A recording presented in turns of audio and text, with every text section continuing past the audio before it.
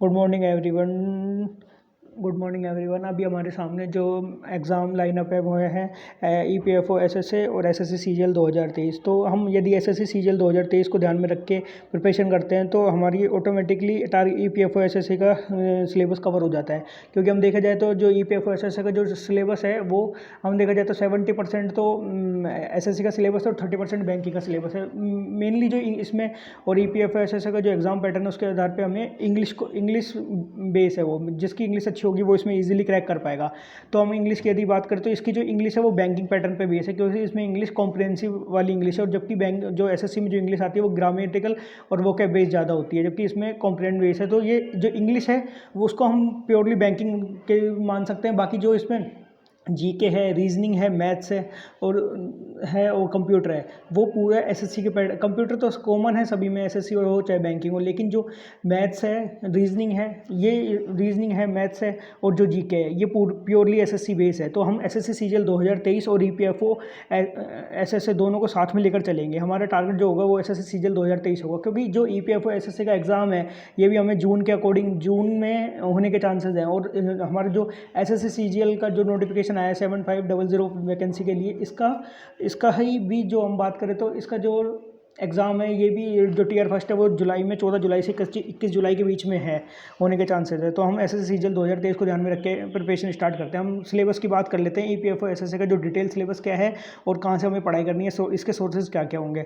तो हम जैसे सबसे पहले हम जनरल एप्टीट्यूड की बात करें, जो रीजनिंग होती है जो ये है ऐसे प्योरली एसएससी लेवल की रीजनिंग होगी और एसएससी की में ही जो रीजनिंग आती है वो होगी। इसमें बैंकिंग के सिर्फ हमको कुछ बेसिक पजल देखने को मिल सकती है, flat flow only floor level puzzle और सिंपल सर्किल बेस पजल देखने को मिल सकती है। और डायरेक्शन जो दोनों में कॉमन होता है बैंकिंग और एसएससी में, स्लोक्स देखने को मिल सकता है, ब्लड रिलेशन देखने को मिल सकते हैं। बाकी हम बात करें तो जो एसएससी के जो एग्ज़ाम में जो क्वेश्चंस होते हैं वो यहाँ इन टॉपिक से कवर होते हैं। तो हम इन टॉपिकों को अभी, क्योंकि EPFO को जो सिलेबस है वो कहीं पर भी डिफाइन नहीं है, तो हम ये जो सिलेबस है ये हम एसएससी का सिलेबस फॉलो करेंगे इसके लिए। तो हम इसकी बात करें तो जैसे इसमें सिमेंटिक क्लासिफिकेशन होता है, फर्स्ट टॉपिक होता है सिमेंटिक क्लासिफिकेशन। उसके बाद में होता है वेन डायग्राम। उसके बाद में सिम्बोलिक एंड नंबर क्लासिफिकेशन, ठीक है। उसके बाद में हम बात करें तो ड्राइंग इंटरफेरेंसेस है ना, सिमेंटिक एनालॉजी होती है, ठीक है। उसके बाद में हम बात करें तो सिम्बोलिक ऑपरेशंस होते हैं, सिम्बोलिक नंबर एनालॉजी, ठीक है। उसके बाद में हम ट्रेंड्स की बात करें, फिर ये फिगरल एनालॉजी होती है, स्पेस ओरिएंटेशन होता है, ये फोल्डिंग पैटर्न होता है, ये एसएससी है। सिमेंटिक सीरीज़ होती है, फिगर पैटर्न, फोल्डिंग और unfolding completion series, number series.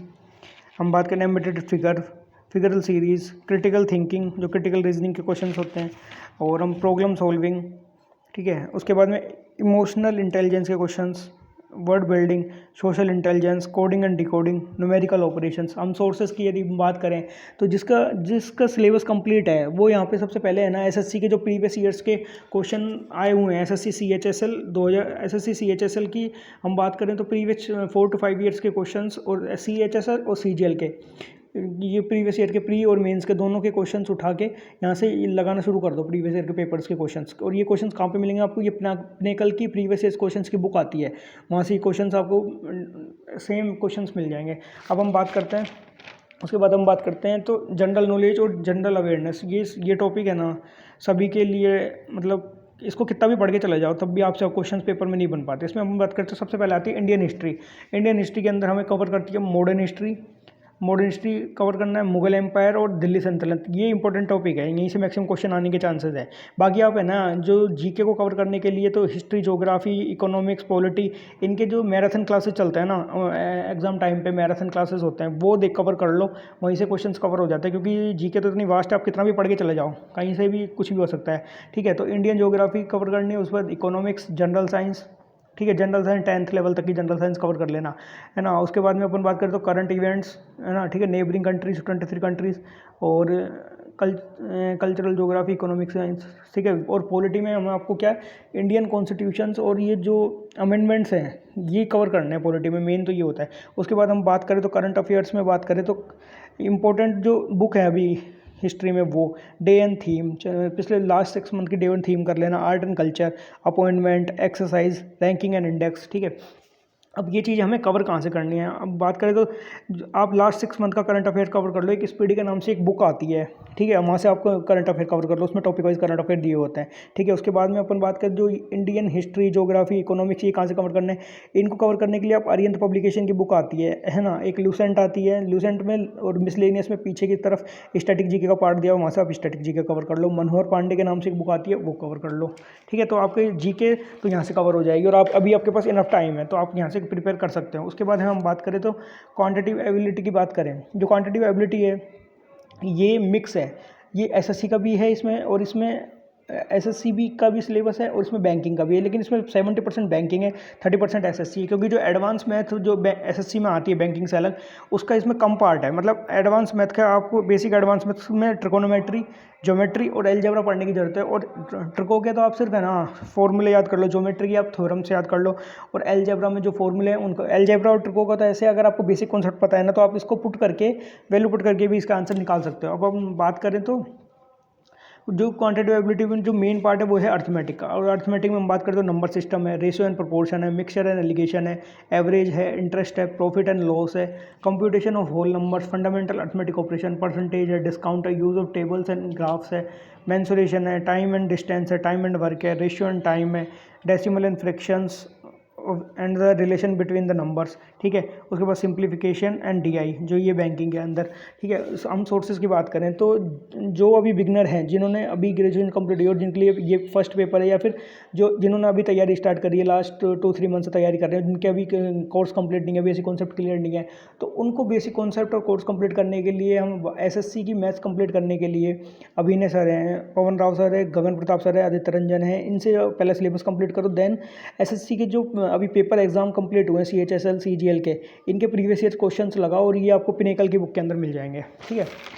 इसके बाद हम बात करें तो जनरल इंग्लिश की, इंग्लिश जो है इसमें बात करते हैं इंग्लिश की जो टॉपिक्स है, स्पॉट द एरर है, फिल इन द ब्लैंक्स है, सिनोनम, नोमिनस, एंटोनम्स, स्पेलिंग, ठीक है, detecting miss spelled word, idioms and phrases, one word substitution, improvement of sentences, active and passive voice, ठीक है, conversion into direct and direct active passive voice, shuffling of sentences, shuffling of sentence in a passage, ये parajumble है, parajumble जो one line parajumble होते हैं और जो एक पैसेज के रूप में आते हैं, वो दोनों पैराजम्बल्स है। क्लोज पैसेज है, कॉम्प्रिहेंशन पैसेज, ठीक है, कॉम्प्रिहेंशन पैसेज बैंकिंग पैटर्न का होगा। अब हम बात करें सोर्सेज की, ठीक है।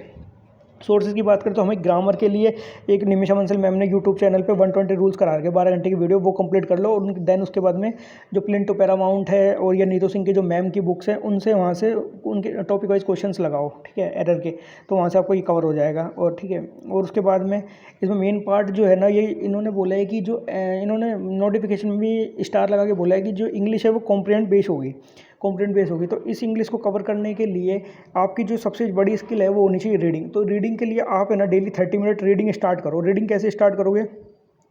रीडिंग के लिए जो हिंदी मीडियम से उनको रीडिंग करने में प्रॉब्लम होगी, तो सबसे पहले आप इंडियन एक्सप्रेस से रीडिंग स्टार्ट करो और धीरे धीरे वहाँ से पढ़ना स्टार्ट करो। जो आपका इंटरेस्ट हो ना, आप वहाँ से स्टार्ट करो। ये नहीं कि आपको एडिटोरियल पढ़ना है या फिर कोई आर्टिकल पढ़ना है, आप कुछ भी पढ़ लीजिए, कोई स्पोर्ट्स का पेज पढ़ लीजिए, कोई बॉलीवुड न्यूज़ पढ़ लीजिए, जो जिस चीज़ में मन लगे, ठीक है। उसके बाद हम बात करते हैं वोकैब के लिए। वोकैब पोर्शन कवर करने के लिए वोकैब की इसमें इंपॉर्टेंस है, क्योंकि इसमें एंटोनम सिनोनम वगैरह आते हैं, ठीक है। और हम इसके बाद हमें एसएससी सीजीएल भी देना है, तो एसएससी सीजीएल में तो वोकैब का वैसे ही काफ़ी रोल है। तो उसको कवर करने के लिए एसएससी सीजीएल की एक बुक, सीजीएल के लिए एक बुक आती है वो ब्लैक बुक के नाम से, ठीक है। ब्लैक बुक से आप डेली के 50 वर्ड्स कवर करिए, और 50 वर्ड्स ऐसे कवर करिए जैसे आज आपने 50 वर्ड्स पढ़े, तो कल आप नेक्स्ट 50 वर्ड पढ़ने से पहले प्रीवियस डे के 50 वर्ड्स को रिवीजन करिए। मतलब नेक्स्ट डे आपको 100 वर्ड्स पढ़ने हैं, 50 वर्ड्स पुराने वाले और नेक्स्ट डे वाले 50 वर्ड्स, ठीक है। इनका अगर आप ऐसे करोगे ना, तो लास्ट डे तक आपकी पर डे अगर आप 50 वर्ड कर लेते हो और इन वर्ड्स का डेली मतलब लाइफ में भी कुछ ना कुछ यूज़ करते लिए, जिससे आप इसको भूलोगे नहीं, ठीक है। ये होगी अपनी इंग्लिश की स्ट्रेटेजी, है ना। अब हम बात करते हैं कंप्यूटर की। कंप्यूटर की बात करते हैं, ठीक है। कंप्यूटर की बात करें तो कंप्यूटर में बेसिक्स ऑपरेशंस आएंगे, ऑर्गेनाइजेशन ऑफ कंप्यूटर, कंप्यूटर के पोर्ट्स, ठीक है, central processing unit, CPU, input output devices, memory organization, computer memory, keyboard shortcuts, backup devices, Windows Explorer, Windows operating systems including basics of Microsoft Office like MS Word, MS Excel, PowerPoint etcetera, ठीक है। Internet and emails, web browsing and searching, downloading and uploading, ठीक है। और उसके बाद में managing and emails, ठीक है, managing and email account, basics of networking and cyber security, ठीक है। Networking devices and protocols, network and information security threats like hacking, virus, worms, trojans, etc. and preventive measures, ठीक है। और यहाँ इसके अपन sources की अपन बात करें तो सोर्सेज के लिए आप फ्री सोर्सेज फॉलो कर सकते हैं। एक अरोड़ा एजुकेटर के नाम से यूट्यूब पे चैनल है, उन सर ने प्लेलिस्ट बना रखी है और उन्होंने कंप्लीट उन्होंने टॉपिक वाइज करा रखा है, तो आप वहाँ से कवर कर लीजिए अरोड़ा एजुकेटर सर से, ठीक है। उसके बाद में एक ओली बोर्ड का बोल्ट आता है 60 पेजेस का, आप वो कवर कर लीजिए, ठीक है। और ओली बोर्ड ने इन पे 1000 MCQ भी दे रखे हैं, आप वो कवर कर लीजिए। अगर किसी के पास अनअकैडमी हो तो साहिल चराया सर हैं, उनसे पढ़ सकते हैं, अनअकैडमी प्लस है जिसके पास, ठीक है। एक अरिहंत पब्लिकेशंस की बुक आती है, आप वहाँ से कवर कर लीजिए, ठीक है।